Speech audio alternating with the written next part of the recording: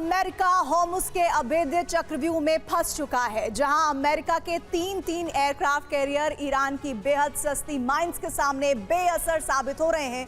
Iran ने होर्मुज में वो रक्षा कवच तैयार किया है जिसे तोड़ने में अमेरिका को 6 महीने लग सकते हैं। युद्ध का गणित साफ है, ईरान संपूर्ण होर्मुज पर कंट्रोल कर चुका है। अब सवाल उठ रहा है, क्या ट्रंप इस आत्मघाती जाल को तोड़ पाएगा? अरब देशों को आर्थिक संकट से निकाल पाएंगे? ट्रंप की साख दांव पर लगी है, जबकि ईरान रोज सी माइंस बिछाकर अमेरिका के लिए होर्मुज को कभी ना पूरा होने वाला मिशन बनाने में लगा है। UEM जयपुर एक आदर्श लक्ष्य है। भावी छात्रों के लिए अच्छी नौकरी, भविष्य के लिए तैयार कौशल के साथ अच्छी शिक्षा। ईरान की हॉर्मुज स्ट्रेट अमेरिका के लिए अभेद्य चक्रव्यूह बन चुका है, जबकि ईरान ने युद्ध के दौरान हॉर्मुज पर संपूर्ण नियंत्रण कर लिया है। अगर अमेरिका को ईरान को पराजित करना है तो पहले हॉर्मुज का कंट्रोल लेना होगा। हॉर्मुज एक ऐसा टूल बन चुका है जिससे दुश्मन हमेशा के लिए ईरान के सामने झुकने को मजबूर हो जाएगा। ये नेशनल डिमांड को पूरी करने का हथियार है और जिसका नियंत्रण हमेशा ईरान के हाथ में रहेगा। युद्ध का एपिसेंटर बन चुका है, जहां ईरान अमेरिका एक दूसरे पर हमले को तैयार है। हॉर्मुज स्ट्रेट 34 किलोमीटर चौड़ी और 167 किलोमीटर लंबी है।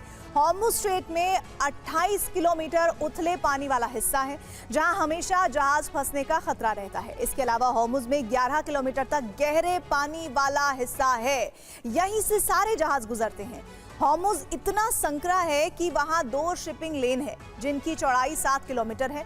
पहली इनबाउंड लेन है जो 3.2 किलोमीटर चौड़ी है, जिससे फारस की खाड़ी में जहाजों की एंट्री होती है। दूसरी आउटबाउंड लेन जो 3.2 किलोमीटर चौड़ी है, इससे शिप फारस की खाड़ी से एग्जिट करते हैं। साथ ही 3.2 किलोमीटर का बफर जोन है, जिसे इमरजेंसी में इस्तेमाल किया जाता है।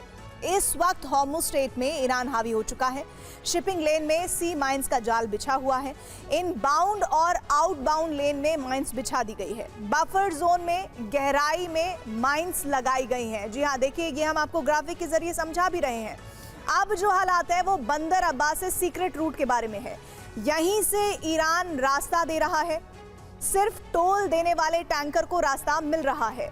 GPS संचालित सी माइंस बिछाई हैं, जिनका कमांड सेंटर बंदर अब्बास है।